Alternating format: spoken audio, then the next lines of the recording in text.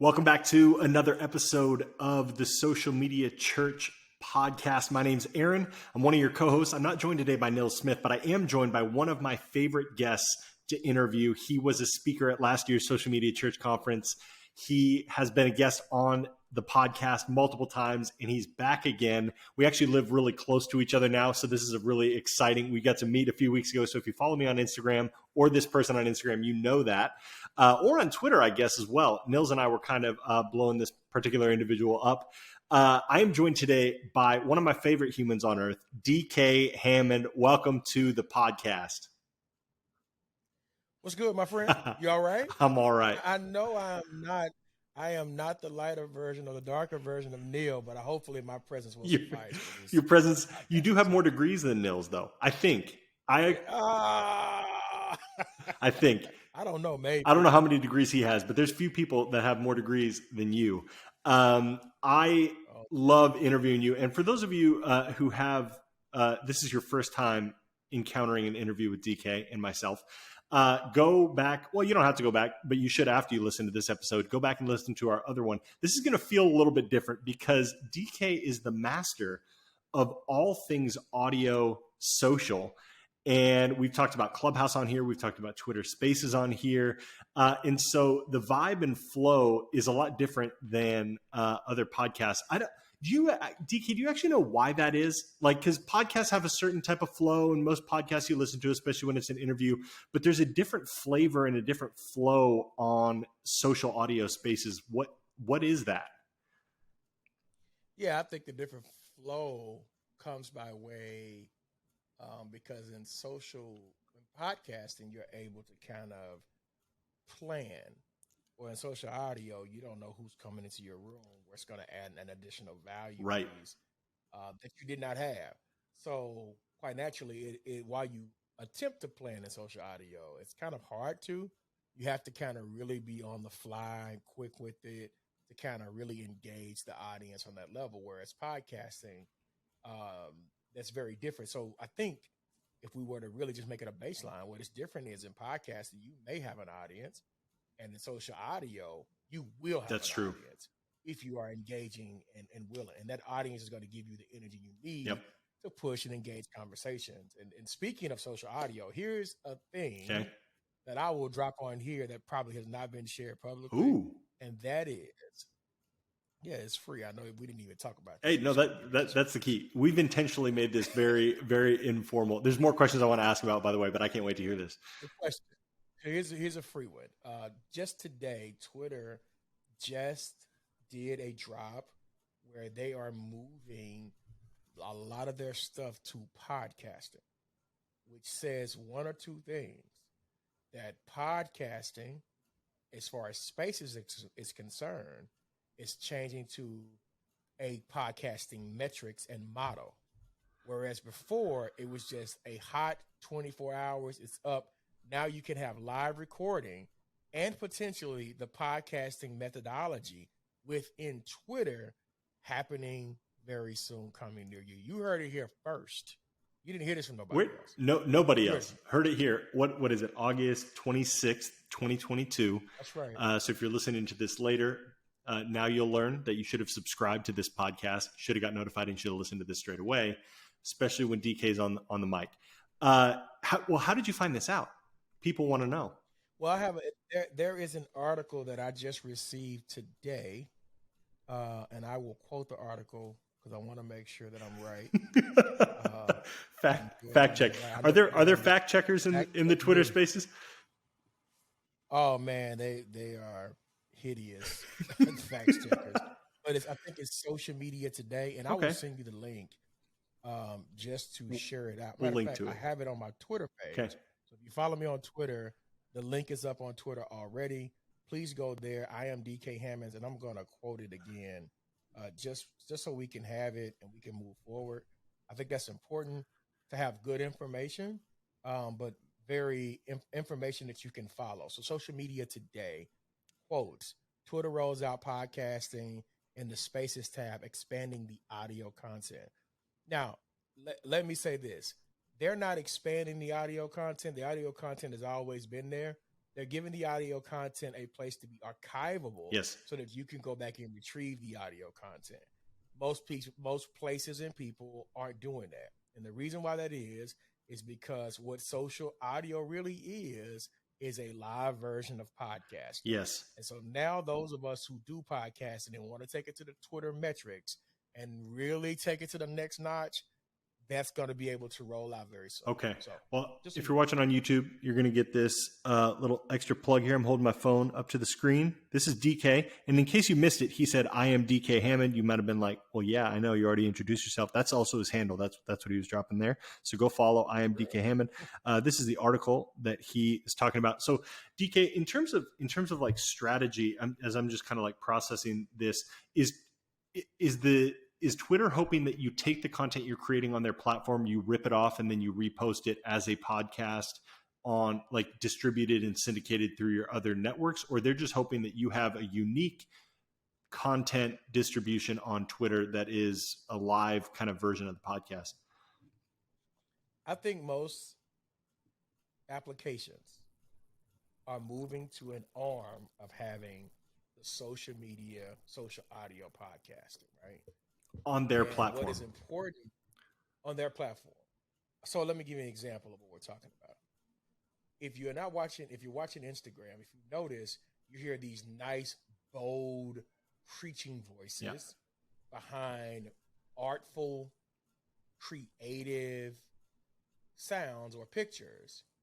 Well, let me tell y'all something. Those are the preachers that you listen to or don't listen to every single day. Yep. And what is happening is they're taking those voices and those intellectual properties and they're using them. And preachers aren't really being paid for it, nor are they speaking out about the misuse of their intellectual property. I've seen this firsthand. Okay. Tell us. And again, when you can do the remixes, you're able to do it. But give the person credit if you're taking or ripping off their voice likeness and putting it on your stuff. Person pulls up, have a full video of a preacher that I know.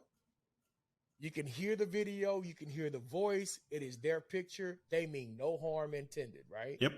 But they did not add that person's name potentially. I think they did, but others have not. Sure. Add their person's name or preacher's name who is actually doing that. Interesting. So to move it further in the social media audio space, now we as leaders have to protect our voices and intellectual properties, and we probably have not been doing a good job of that because we want to share the gospel. I get that, but what happens when you're sharing the gospel and your video goes viral and that person is getting a $50,000 check all because you preach really well? That's right. You're going to be a little tight about that, and you want to make sure that you fix that. So what Instagram, what Facebook is doing is being able to use those social audio, because I'm telling you, the voice and the power of voice is extremely powerful. Yes, it is. And if we use it correctly, we can impact, change, reach the lost, those who want to be saved, etc. So the Twitter, so the Facebook, so all of that wants your intellectual property on their platform so that they can engage people at a different rate. So that's a long answer. Yep. But I think it's the most important answer in the area of social media and social audio. So when we're talking about people, so are we talking about, so I'm tracking, and probably some people listening, make sure they're tracking as well. So when we're talking about, these people that are taking what is intellectual property, and if you're not protecting it, it's taken, we're talking about people creating videos off of content that's being posted, but potentially it's better quality. And then it's redistributed on their own channel, and they're getting the attention, the views, which obviously we all understand how that could play out on YouTube. Although YouTube probably does a better job than the other places at regulating the intellectual property. But you're starting to see that happen on Instagram, where Joe Blow is taking, a clip or whatever of, let's say, and we're going to get into this in a second, Pastor Tim Ross takes his content, redistributes it on his own channel on Instagram, and then and they're getting paid for that? They're getting paid, and they're getting the views and the likes. And so you got to understand the power of remixing videos now. Yes. So the remix of the video gets that person visibility, gets you visibility, as well as your intellectual properties being used. So I've seen the voices of, let's say, Michael Todd. We've Yep. seen Michael Todd voice used Everywhere. Now, some preachers could say, this is an evangelism tool, doesn't matter to me. I'm okay with that. Sure. But then there's others of us that say, hey, man, when I leave this earth, Yep. that's all I got. Yep. I want to recoup that and retrieve that. So we have to be more aware and more conscious of how we use our intellectual properties. You'll hear me say IP. Yep.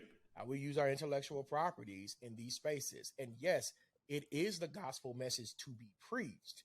However, it is your voice that's being stolen. Yes, that's right. And God bless you. And God, that's right. That's right.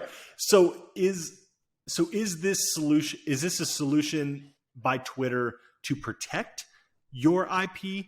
And how do we protect against voice IP? Yeah. That's going to take a model decision. You got to say, do we care? Does it matter? Are we okay with that? And if we don't care, it doesn't matter. Then let it rip, Tater Chip. Right? Yep. But if we care and if it matters to us and we want to preserve that to some degree, then you go down the road of probably turning off the fact that you can have people remix your videos or being a little bit more protective. Now, that's going to restrain or restrict to some degree, but you can ensure that nobody else can do it because you turned on those application pieces. Yes, that's right.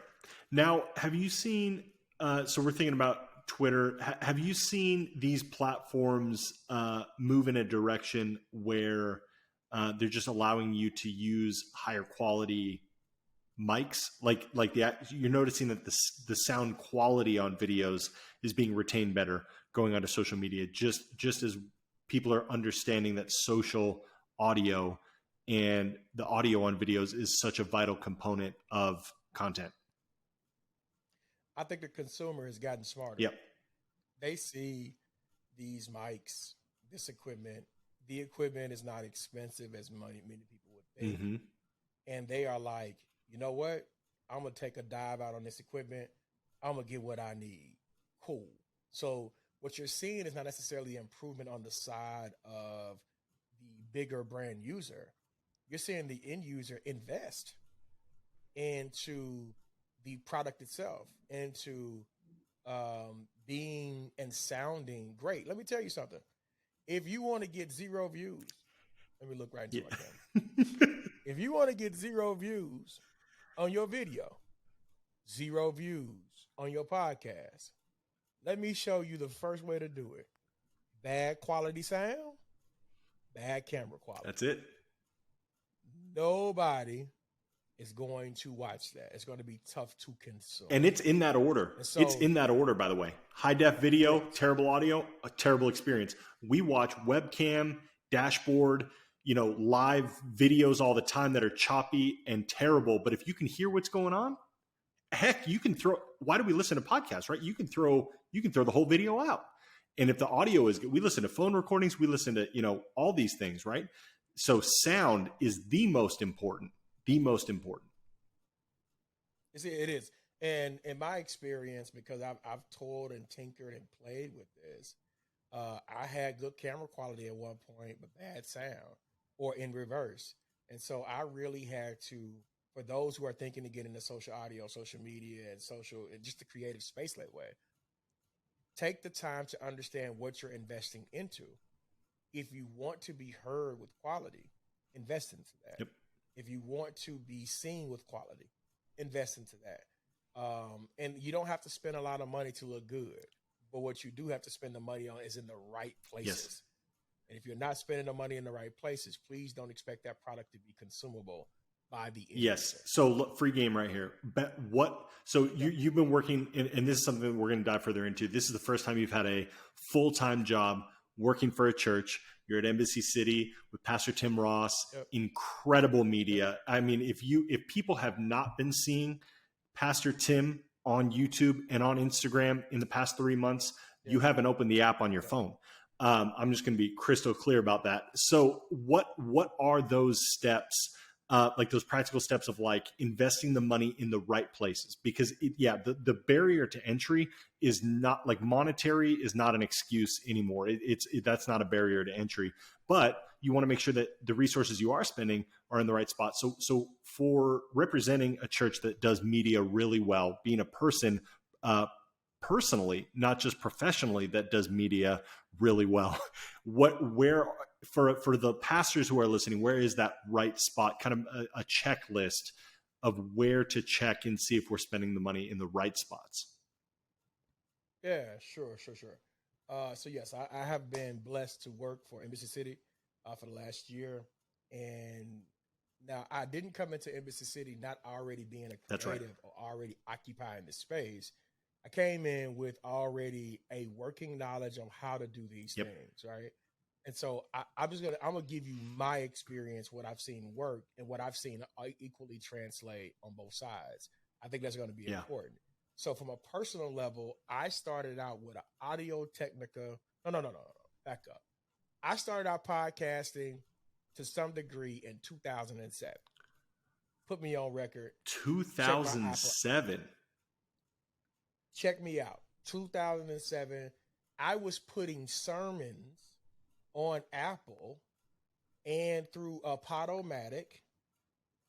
I was putting sermons up that way in 2007, where you had to actually route it through an RSS feed. Okay, you're going to hear it. You're going to hear it here first on the Social Media Church podcast. Was DK Hammond putting podcasts up on Apple before Mark Driscoll and Mars Hill? It's very well possible.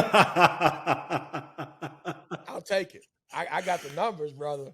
I could show you those numbers. And I was putting up because I was playing with it and I was intrigued by it, because I knew in 5 to 10 years, this is probably where we're going, right?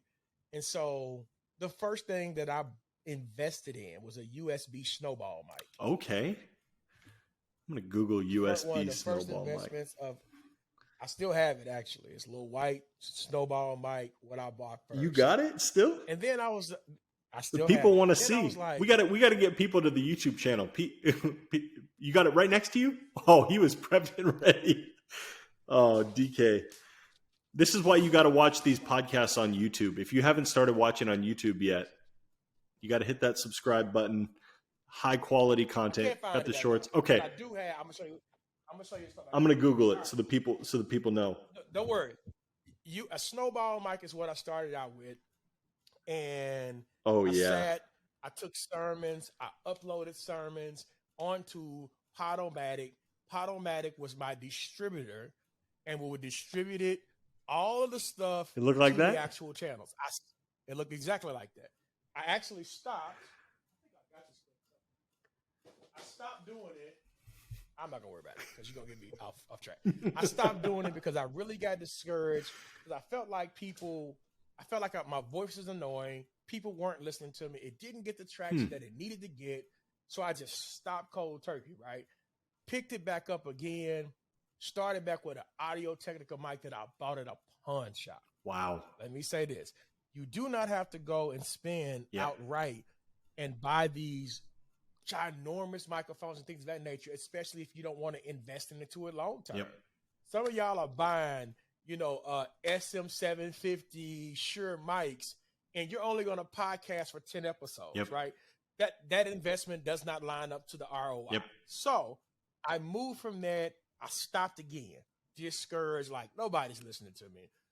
I started buying cameras. I started taking pictures. I started investing. I started getting the knowledge of how cameras work. I started buying lighting. I went from lighting and I went back and said, you know what? My problem was not the equipment.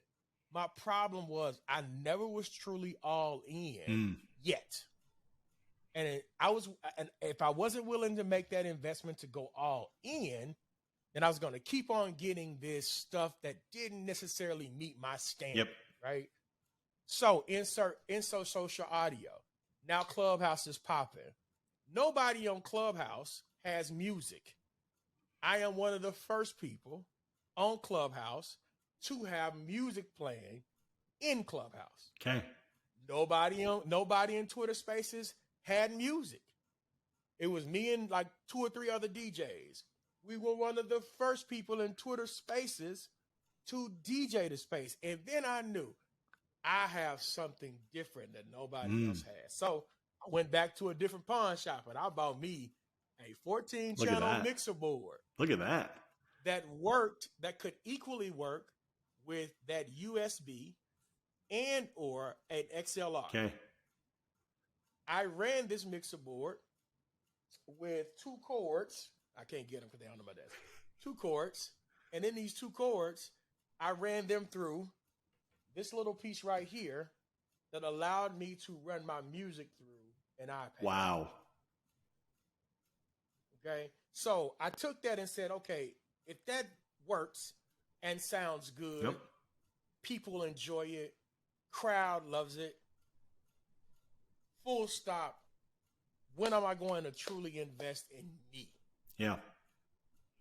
Insert. Sorry about that, everybody. Had a little bit of a technical difficulty. And DK, I feel like you can't be talking about technicalities when you have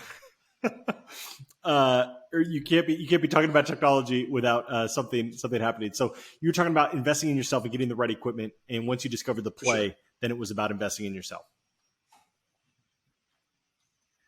Absolutely, man. And what I discovered very quickly is that I had something to say and I had something to add, and it was time to kind of push all in with it.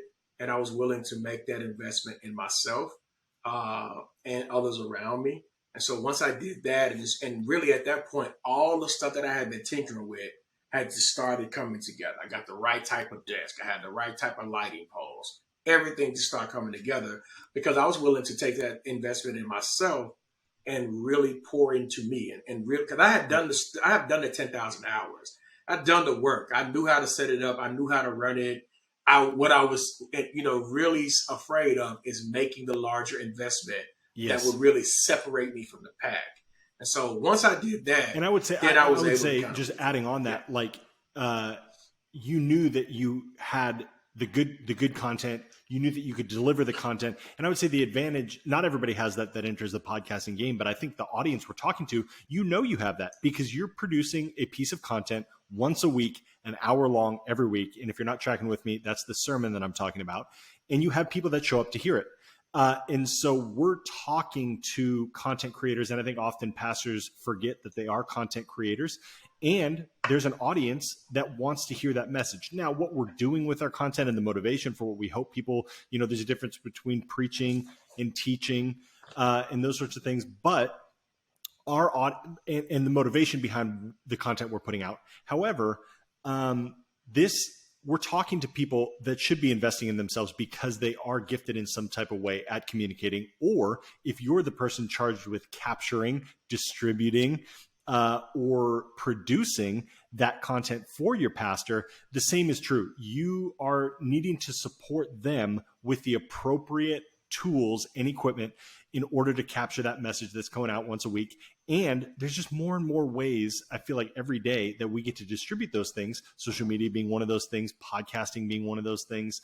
And now we're talking about social audio and how do we leverage that. So DK, I'm curious, I want to hear about, I think we're probably going to cover 2 more things in this session, and then we're going to hop in another do another podcast. I have a feeling this is going to become more of a regular thing.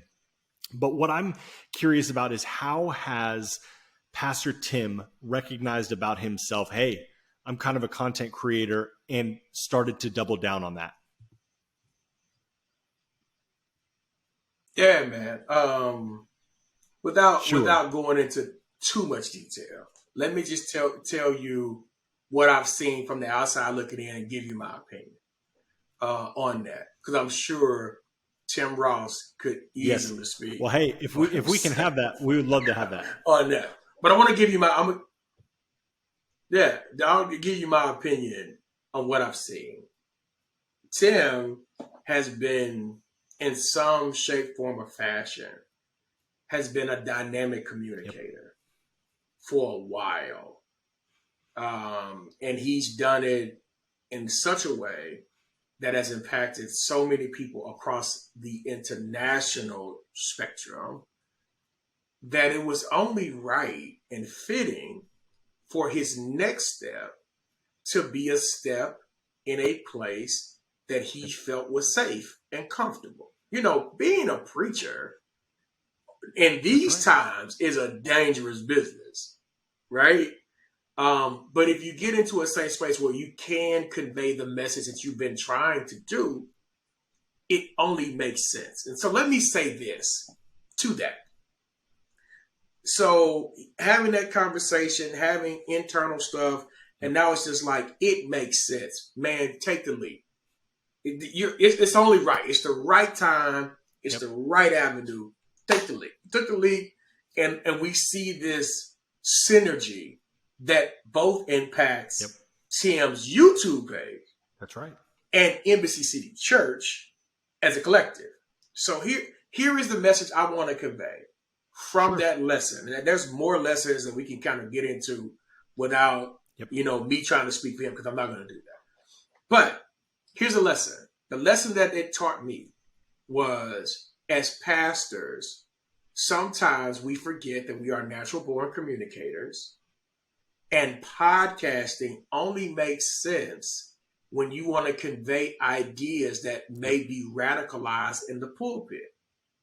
You can say them, you can say them as a podcaster. Right. You can say them as a podcaster. There's certain things I can say as a podcaster that I can't say as a pastor. And there's certain things I can say as a pastor that I can't say as a podcaster. I do have more intellectual freedom as a podcaster to say the things that other people will not say. However, it is dangerous for me to say things like that in the pulpit without further clarity, further context, written statements, etc., etc. Podcast says, watch the whole video and you're good. So for a leader, if you're not podcasting, then I would say your sermon only exists for about 48 hours. If you podcast on a Wednesday, high noon, 9 o'clock, whatever the case may be, now this sermon that was once preached on Sunday, we get to come back around on Wednesday, talk more about that message or more about whatever content we want to talk about.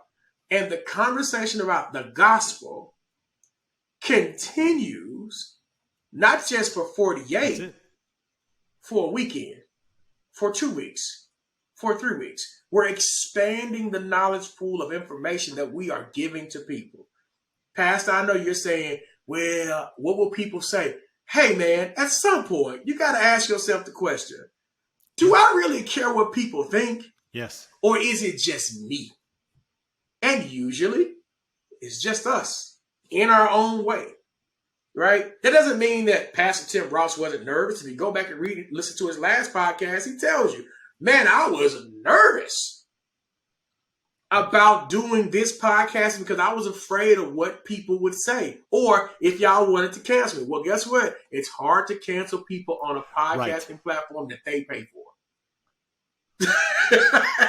You can't. What are you going to say, right? I'm not in here cussing people out, not being disrespectful. You can't do that. This person now has a platform to say what they want to say. Now, if somebody takes that to the far right, they radicalize that voice. And that voice can become something else. But if somebody is doing it for God, to uplift the name of Jesus, then this voice is going to reverberate from urban Texas across the globe. Yeah, that's what so much of that is so well said, and I think really important. And being Social Media Church podcast, thinking about social media and that you need to speak differently based on the stage that you're standing on, and no one stage is a silver bullet where you get to do everything.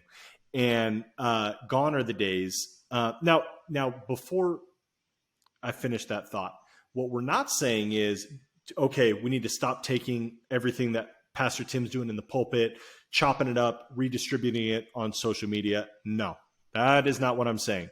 Nor am I saying that his podcast only needs to live in that one little vein of podcast. Still do the distribution strategy, take that one piece of content, chop it up, place it everywhere.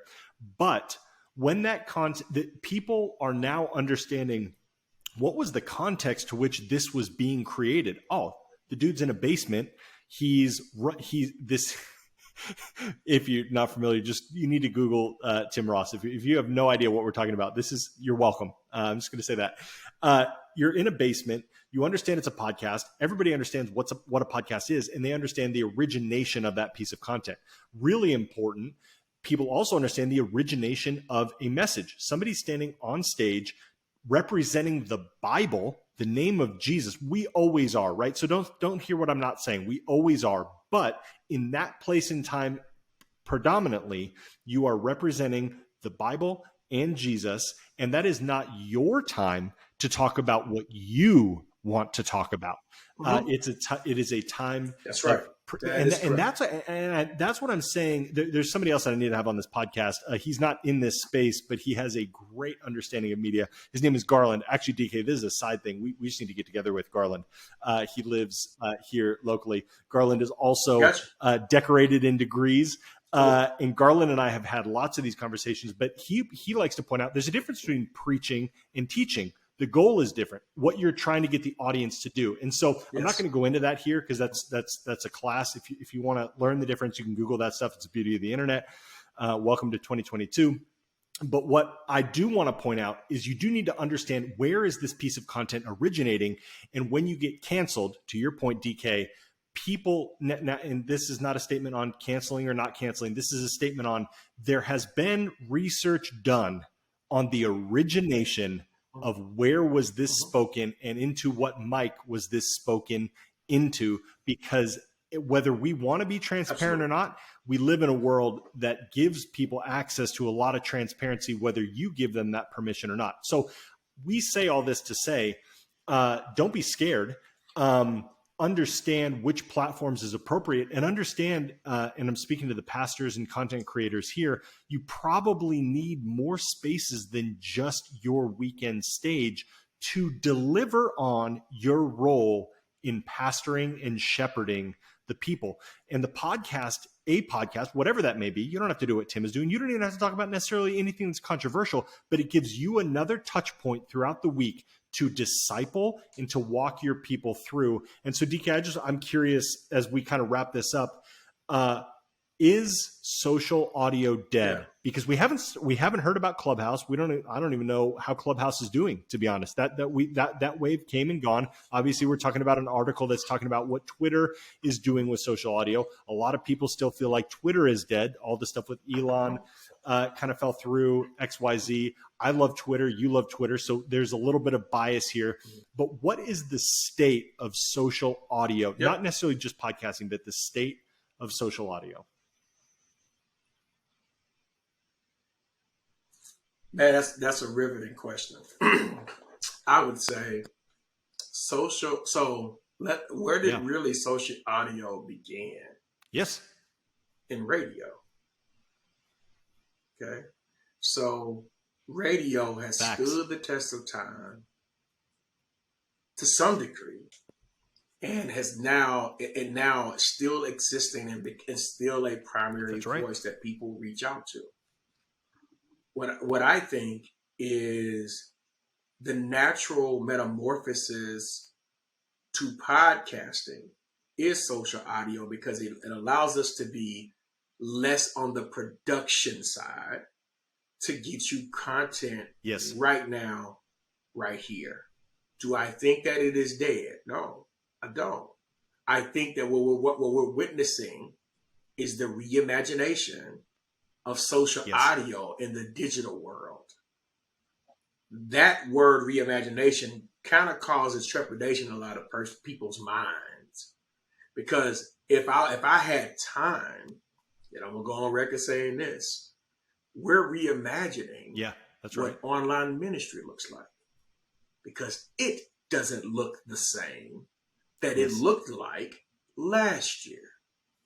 And so we have to be honest with ourselves. When these things are being reimagined, are we at the front of the curve or at the back of the curve? And then how can we get into the flow where it just feels right for us? Pastor, leader, if I'm you, take my method. Take all of your sermons and put them in the podcast. And then go in there once a month and talk. Here's what it really is. A lot of leaders really hate to hear themselves talk. Yep. Right? This forces you to be interactive with no amens, with no confirmation that we're on the right track. You have to be able to create when there's nothing in your ear confirming and affirming what you're doing. Yes, it is. That is the difference. And so there are some of us who can create that. Okay? Let us do that. Yep. We may be able to help you. Let's partner. But if not, let's not get mad at each other. Let's push each other more so that we can help each other. That's so good. Yeah. Couldn't agree more. And I do think there's a valuable skill that all of us had to learn during COVID, particularly when you're talking to a camera and there's and the camera people that are running it aren't trained to give you response and engage, not verbally, but visually. And all the pastors that walked through 2020 that had to regularly teach understood this. But it strengthened a muscle that actually allows you to deliver and communicate better when you do have an audience. And so I think, so right. One of the things that I want to hear your take on, DK, is as it pertains to this conversation of starting a podcast and investing in social audio, because I agree 100%. What would you say is the ROI and the appropriate thing to measure when you're creating a podcast? Because it cannot be listens, because we're not talking about you're not going to be competing with Joe Rogan. You're not even going to be competing with Tim Ross. I'm just going to be crystal clear. You're not. And that's okay. But also Tim's not doing it because he has 59,000 subscribers on his Basement Podcast YouTube channel. You know, there's a different metric on ROI, and I'm kind of leading to it, but I want to hear from you, DK. What should be the encouragement that this is time well spent, as maybe one of our listeners decides, yep, I'm pulling the trigger, I'm going to do this thing? Yeah, there's a couple of things. I had to, because I had potentially, I could have had brand deals with Twitter in the social casual flex. Space. Because I, hey man, the truth is the truth. Yeah, that's it. Argue with the truth. No, you keep speaking. And what happened was the crew that I was running with kind of fell apart, which left me in a very cloudy situation, right? My little crew that I was running with, we were doing good, and we were almost there, but we could have got the brand deals and the financial income in through. And I say that because if you're doing it to get paid, you're doing it for the wrong reason. If you're doing it because you love it, and you love to communicate, and you love God's people in that area, then you have the right motive. So the answer to the return on investment is linked to the motive of your heart. No, I hate to be deep about this. Is that. Good. This is so good, DK. Yeah. But I'm being honest. Yeah, I'm being very honest. Like, what really brings me to this microphone to encourage y'all is not that I want to do it, because I do not want to do it. It is the fact that I have an inside motivator that is pushing me to encourage you this way. Here's the second piece to that. With that crew, I found out how much fun I wasn't having. And so for me in social media, if I'm not having fun, that's right, it's not worth the money. The money doesn't matter to me, right? I want to be able to have fun and do things that is engaging to me, that makes sense. And God will supply all the other streams and avenues and resources that I need. But most importantly, I am engaging and having fun. So those are the two returns on investment. If you're getting into it like, hey man, we can make a quick $1,000. Yeah, I can show you how to get brand investments and all that kind of stuff. That stuff means nothing to me. What means something to me is when I open up my Instagram and say, hey, man, that's 60 seconds of encouragement. You just blessed me with it. Hey, man, that podcast you blessed me with. I did a podcast just out the blue on a Friday at noon. 15 downloads before, 12 o'clock. Right? I didn't do that because I felt led to do it. So here you go. I'm going to do it and let's do it. So those are the two things. You got to have fun with it. Money cannot be your motivator, and you got to have the right motive and heart to do this thing. Period. Totally. If you don't have it, then you don't. Hear our permission to not do it. I think what's great about this, if you've heard one thing from this episode, it is motivation matters. Jesus spoke on this. It's littered in the Bible, and that comes from the inside and then works out. It doesn't start on the outside and go in. And so I do think that our listeners have an opportunity right now, DK, thanks to your wise words of wisdom, to evaluate even the motivation of why do we step in the pulpit? Is it to please the donors? Is it to, so that, we continue to get paid? Is it to preach the word of God? Is it, and what brought you in there in the first place? And so I hope this is an opportunity for you to evaluate your call. And then recognize that if you are called to communicate and disciple and lead a church, that your only window is no longer on Sunday. Praise the Lord. Praise the Lord. We live in 2022. Your only window is not just on stage at Sunday, because you can have an audience and pastor and shepherd all week long with content, because there's lots of different stages now, to your point, DK. And so I would challenge you. Yeah, of course. So can I say this, man? Can I add to that point? Here's the point. Let's talk about the streams of communication that a pastor has at his or her disposal. Number one, you do have the pulpit. It is your primary stream for some of you to communicate what God is saying through you. Number two, you have certain newsletters. Number three, you have text messaging apparatuses. Number four, you have social media that you can use, cut videos, cut things and all of that, and distribute that. Number five would be getting connected with somebody like a social media church who may be able to promote that, or whatever, or TBN, etc. And so now your streams of income, or I would say streams of intellectual property, can be distributed amongst those. So your Sunday can last as long as you would like for that moment too, if you're willing to put forth the investment and have the right motive about it. Boom. That's the and truth. So, mic drop. We cannot evaluate success based on, is this bringing in more dollars? That cannot solely. Now, I understand. No. This requires. We talked about things that require money. I understand that. That cannot be the sole motivator. If you want that to be the sole motivator, leave the nonprofit church space and go for a for-profit job and be a CEO. That could be the harsh truth, but I know that our listenership is a bunch of people, leaders of churches, people that are helping their leaders lead churches, who are like-minded in this and desire to see the gospel go far and wide and deep. And we just gave you a great opportunity through podcasting to go deeper than just how you're able to go on the weekend with a different lens. Which is what brings that depth. Absolutely. So I know that there's another podcast in here, especially as some of that stuff on Twitter develops, DK, and there's probably many more to come as we continue to deliver great audio content through the Social Media Church podcast. Also, great video content. DK's got the Lakers hat on today, and that's honoring of one of the former co-hosts of our podcast, Jay Cranda. Who actually may have had that exact hat on a few different episodes. It's for sure Lakers hat. He lives in LA though, so there's okay. We're gonna end with this. Why the Lakers? How is this? How are you a Lakers guy in Irving, Texas?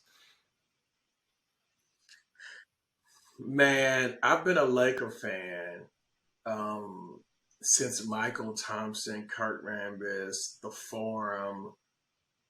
I've been a Laker fan when the Lakers were losing, not winning all the time. And so the purple and gold always moved me. I used to have the purple and gold satin jacket with the Laker emblem on the left side, the dope starter jacket. I had that. And so I've been a Laker fan my entire life. And I'm, originally from Little Rock, so we don't have a pro team. So I've always, we only had like 5 teams that would come on in ABC to watch on a Sunday afternoon. So the team that I was watching every Sunday was, who, the LA Lakers with Magic and the whole entire crew from Vlade Divac to J.R. Ryder to, I could go on and on. So I'm not a LeBron fan. I am a Laker fan. Yes. I just want to clear that up. Let all the people know. Mm-hmm. A day oneer for DK from Little Rock, Arkansas. That was before the streaming days. Some people are like, ABC, what are you talking about? That is a television network, everybody. Oh, man. That's a television network. And it used to be one of 4, right? Not very many channels, right? And you're scrolling through the network. So absolutely. Love it. Love how far we've come. DK, thank you so much for your time. Thank you for investing in this audience. As always, this is a great conversation. Thanks for just hanging out with me, honestly. We don't care if any of you listen to this. This was fun for us, and I learned things. But if you would be so kind as a listener, if you haven't yet subscribed wherever you listen to your podcasts, this would be a great time to do that. You actually help increase the chances that we're going to connect with somebody who is searching for conversations just like this when you hit subscribe. And then if you want to go one step further, you can leave a review. That helps us as well. But until next time, I'm Aaron. That was DK. Go give him a follow on all the social networks. All of his information is in the description of this episode. Please. And we will catch you again on the next episode.